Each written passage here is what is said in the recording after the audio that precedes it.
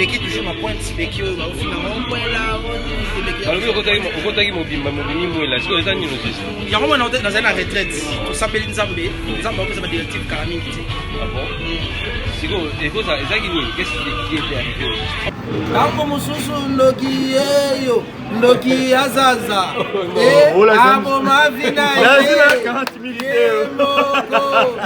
Na kata prophétie papa Lutumba on s'est retrouvé papa lobaki ke mapia mbongo alia 40 $. bata maboko mina yeba kocha maboko na mbongo na ya bata yaza za chembo na maboko na mbongo bata est-ce que là ils ont pas ça j'avais entendu et j'ai vu.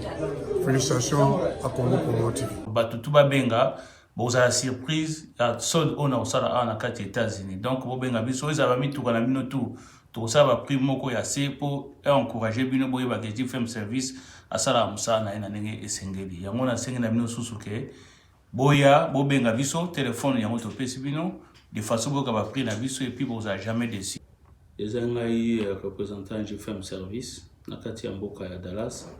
Dès que na kaki bino ke na ozana kati ya mboka ya Dallas et on a États-Unis. Alors c'est là-bas des connus sur les Congolais au bazaki ko benga au bazaki ko lokachi fait me kota kata États-Unis pour le moment to continue kata États-Unis tout ça basé d'abord premier dépôt na pisa à Dallas alors tout ça au sein na bino nyonso bana Texas bana Dallas partout bo ali bo contacter biso bo benga biso numéro na biso on a service auto za na en Europe comme komi awa et puis to rendre bien service wana bato nyonso bazana bakoli na bango mituka na bango biso sala VIP ndenge pese motuka awa ti na kati ya ndako na bino na Kinshasa donc lelo la ko senga na ban États-Unis ya mwana bo soutenir JFM service parce que les agences na bino et puis c'est trop sûr agence les assure au bon na ka non bola na babili na biso partout et le peto koti na kati ya mboko do assurance wana to pesa bino comme de to pesa ngo na ba pays mususu ya Europe alors toujours senga susu que le 22 avril oyo tokozana mboka ya Atlanta bato nyonso bazana bakoli ko na mboka Atlanta ba préparer le 22 JFM service kozala wana na motoka to komola biloko poto son na le 23 ndenge moko pe na mboka ya Houston tokosala pe ndenge wana et puis bao nyonso baza aux alentours bao nyonso baza biloko na bango ba benga biso to rendre bino service wana et le message na ba ozana nango pona lelo na mboka ya États-Unis. OK, JFM. C'est par exemple Naitamo est un peu loin à Dallas, à Texas. Condition niveau pesa pour que nous posons na vraiment qui ça. Bon, total par rapport à distance, surtout à peu la distance c'est amlaï, mais tu s'organiser. Pour une chose tu s'organiser, total quoi faire pour te résoudre le quoi tu à disposition de ton moi main. Tu as un numéro de téléphone? Oui, numéro de téléphone à biso ya aux États-Unis, à Texas peut être à ils allaient 214 10 740. Tout ça on a 214 97 10 740. On a numéro na biso. Moi bo benga biso et puis le reste ça va information to informer bino. Merci sous pour na biso ka bande ko na biso. Mboka tout au JFM service ekota pour la première fois. En tout cas tout ça la sod moka makasi. Donc batutu ba benga bozala surprise ya sod ona osala na kati États-Unis. Donc bo benga biso ezaba mituka na bino tout to saba prix moko ya sepo et encourager bino boye ba ke JFM service asala musana ina ndenge esengeli. Yango na sengi na bino susuke boya bo benga biso téléphone yango to pesi bino de façon boka ba prix na biso et puis bozala jamais déçu. Et puis bo mona ndenge bo ekende rapidement et puis bo tiga ba client na biso JFM service. Merci mille.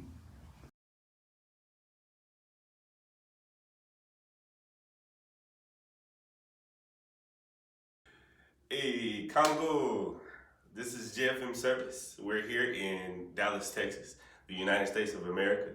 We're just reaching out today to basically let you know we have some affordable prices, anything that you guys want to have shipped from here to Congo or to Kinshasa. We'd be more than happy to get that done for you guys. Come see us, come visit us. We have an office in Houston already. We'll be in Atlanta on the 22nd and the 23rd of this month, April. If you guys have anything that you guys want to get shipped out, come see us. We ship everything from clothes to cars to vehicles to trucks, jets, whatever it is that you have. Come bring it to us. We can give you a price, an estimate on it, and get you a good price.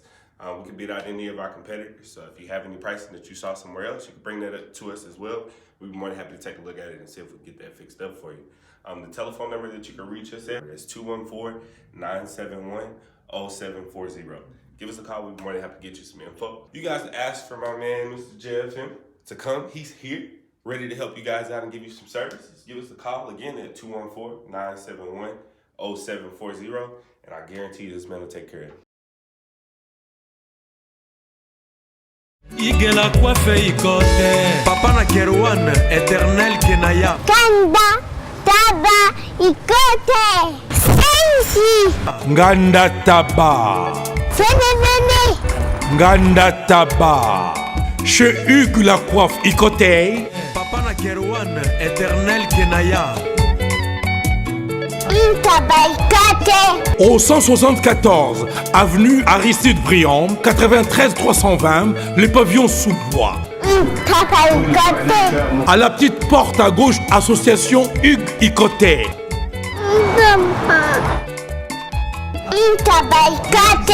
01 41 55 0000. Ntaba Ikoté. Descartes Construction et yeah! Fini l'inquiétude pour la réalisation de vos constructions de rêves en RDC au prix imbattable. Grâce à votre entreprise installée en RDC uniquement pour vous, spécialisée en construction, réfection, bâtiments, immeubles, vente de terrains, travaux publics avec les ingénieurs architectes qualifiés au prix incroyable. Descartes Construction est aussi spécialisée en luminosité des bâtiments et éclairage public. Installation des systèmes d'alerte, intrusion pour des maisons et véhicules et tout d'autres services. Nous acceptons aussi les paiements par tranche au prix incroyable. Pas d'hésitation avec Descartes Construction. Vous serez jamais déçus. Pour tout contact, notre email est descartesconstruction@gmail.com. Notre numéro de contact plus 447 93 92 82 813 et appelez-nous pour Kinshasa plus 243 89 91 56 86 2. Descartes Construction à Tozana Mbongo Moké, opération Tongana RDC.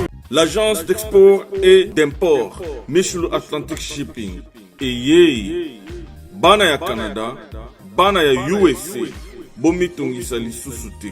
Pour tous vos achats et ventes de voitures, pièces de rechange et les accessoires possibles.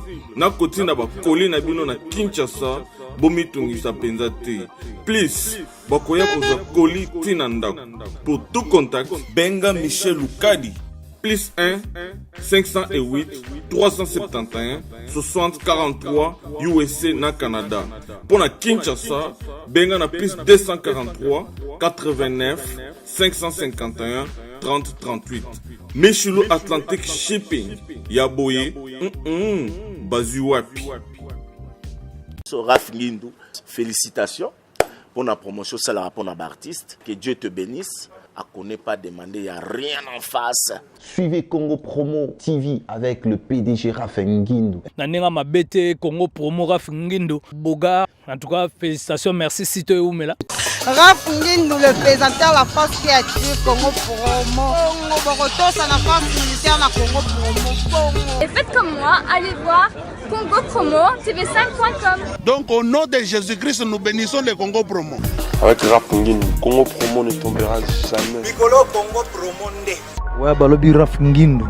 Congo Promo toujours, grande puissance. Come on. Congo Promo qui torcos net in a film. Congo Promo babunda na nango. Raph Ngindou. Congo Promo. What a plus, what a boss. bandeko toza awa na Kinshasa précisément na kiboya tokomi wapi bandeko Eliezer mais nazanga moko te ne bomo na nsima tona Jérémy Yoka avedi Jérémy Yoka na le DG Paul Tosoa donc Tosoa na Paul Jérémy Yoka vous sentez ouais la santé ça pas mal moké beki toujours ma pointe beki au final on point là alors okotaki mobimba mobini mwela siko eza nino juste yango mwana na retraite to sapeli nzambe nzambe ko sa directive 40 ah bon Qu'est-ce qui était arrivé? En fait, c'est un accident de circulation dans le moment de Sala et que pour nous, on a ça n'est pas l'autre. Dans la zone honorable. Là, il y a Kala. Oh, c'est la zone honorable. Il y a voté au ténor député, bien un député. Il y a Kala. Ce que j'ai sali en passant. On a contre la biso, mais député Kala. Député Kala. Honoraire quoi. Donc, Paul Toussoua. On a ça député. Azalaka. Paul Toussoua. Bango, il y a trop de palais. Bango, il y a Bazalana. 40 000. Voilà Yolo. Jérémy Yoka, je vous soutiens. Il paraîtrait aux ça la drogue à la nuit, aux autres la chic. Pour le niveau, ouais, on a souvent les canisiers, il y a aussi la drogue. On a 40 000 $. On a déboulonné par petit valeur. 40 000 $, déboulonné, vous payez 40 000. Parce que la monnaie qui fait mon consambo, on a vu son Félix à toi qui serait du Chilombo. Parce que les canisiers malam, il y a aussi ça manque en état de droit, mais apparemment, ça peut avoir des ressources pour ça, ça a été. Il y a des choses qu'on appelle la certitude, on a pas ça, ça va consambo. On va déboulonner. Est-ce que vous déboulonnez le document en mode créer un problème, un polémique? Il faut déboulonner d'abord. L'État congolais nous dit 40 000, il y a on a poche pour aller dans la matin, on a mineur. Imagine-toi, mais il y a pété. Chance, il y a pété. Mais nous allons baquer ça que nous Paul soit appelé Songi, a appuyé Jérémy. Et nous allons appuyer on a banni sur la 40 000 et que vous allez 40 000. 40 000 on a pas retenu dans la école. Baro odi donc les boulot pas pour bakunda bien la besoin sima vous êtes 2 000 $. 40 000 $. Comprends 2 000 $. Consomme ma cercueil moins bien en la king comme 10 000 $. Imagine lorsque nous avons 40 000. L'État on peut voir nous sommes dans la salle de Nibou. On ça calculer. État des droits. On est à fond. On est à fond que ton loi. Jérémy Yoka ton. J'ai des soutiens mon cher avec question on a dit comment on va. Oh comme madame on dit là. Ouais, on t'a. Il y a des gens qui ont mettre dans la ISP. Ah oui. Non, on tire en trop la Guinée dans le matin à Ibiké. Ouais. On va mais qui va donner au Bika. Tous les vins du Congo salam. Mais personne va connaître nos enfants de son côté. Oui, mais papa de toi qui ça. Moi, d'un côté. Moi, je vais avoir leader, papa, il faut que ça va voir. Mais il y a pas de big après qu'à la tête. Il va du moins par accident. Provisoire. Provisoire momentanément. Et puis on les donne. Honoraire provisoire. Allez, député, vous avez honoraire. Mais au moins, papa doit solo bazali. Tango mususu ndoki eyo ndoki azaza abo mavina ye 40 000 na kati ya prophétie ya papa Lutumba on se retrouver papa lobaki ke mapia mbongo alia bosoka kufi bata maboko mina yeba kocha maboko na mbona ya bata yazaza chembona maboko na mbona bata est-ce que il a pas que ça hôtel no se fait dans la mbongo même le président son excellence Bobo Sanate le peuple d'abord. Tu parles même après que Yazaza, Bobo Sanate, 40 000 d'abord. Ah mais ça va poulet. 40 000. Yazaza, Bobo Sanate, 40 000 d'abord. Il faut les autres. Zambé combattre nous abattre là toujours mais nous dobé toujours terrible. Ah tu vas à Kinshasa précisément là bureau ya Tokomi wapi. Donc avec Jérémy Yoka et le DG Paul Toussoua. Jérémy Yoka non on a paré na quoi on a paré à Yoka. Lelo on a passé boulot. Yeyo. C'est Paul Toussoua c'est un frère pour moi donc il m'a soutenu. Retraite de fidèle lelo hein. La six retraite c'est lelo. Ah c'est retraite c'est lelo. Son Nzambe anga pesa ma directive. Mais il paraît que aux autres comme on ça la droit pour la cuisine on a vu ça que c'est normal, c'est normal. Jérémy Yoka yo mi value mais que tira te fan d'ara on dit ça c'est droit on se charger na bateau ba relation avec gayo est-ce que zo banga te oui ba relation qui c'est ba relation za nani et puis on ça la relation na nani et puis pour nani non on ça la relation faut ça la les être dans la minute au Congo pas d'équité nationale on ça la relation na numéro 1 à DGM so ba so voyager au Kinti ah bon on l'autre mi parler déjà bimi eza libanda na misu na nga nazomona yango et troisième mpe koli ka ndenge olobaki troisième colis déjà nga nde libanga te mpona yawa te nayesi zibe service nazwaka ta 37 colis awa na zibe service na mbala moko 37 ngaku nabangaki na yebisi mwana tiaka 3 ah bon yiba yango na kiserie na bango ya mosala baza mpe na brazzaville mwana na lobaki nanga pe na Angola bazali. Bazali na Angola, bazali na Brazzaville. C'est que tobenga bango monde entier. Ukanseri kola mundele. Na moni yango. Acha mundele te. Azakia. Yo mutu za na France. Précisément ezala na Paris. Ezala na Rennes. Ezala na Lyon. Ezala sika nini. Soko uza na poli na yo. Kunyoko mana yo te. Ba numéro na biso yango wana benga na yo. Zibe service akulivrer yo carton. Pe ko retirer yemuku akuya kuzwa yango. Pe akuya wena Kinshasa. Kaka Kinshasa te ya Maniata. Makalu. Na Point Noir, na Brazzaville, na Angola, na Kinshasa, place à Robunga ezate. Hugues la coiffe Ikote. Et enfin, je suis arrivé. Salon Hugues la coiffe Ikote. Non seulement c'est un salon de coiffure, mais aussi une machine de transformation des hommes et femmes. Regardez-moi comment je suis. Vilain. Mais attendez, 2 minutes. Bogart. Vous allez voir.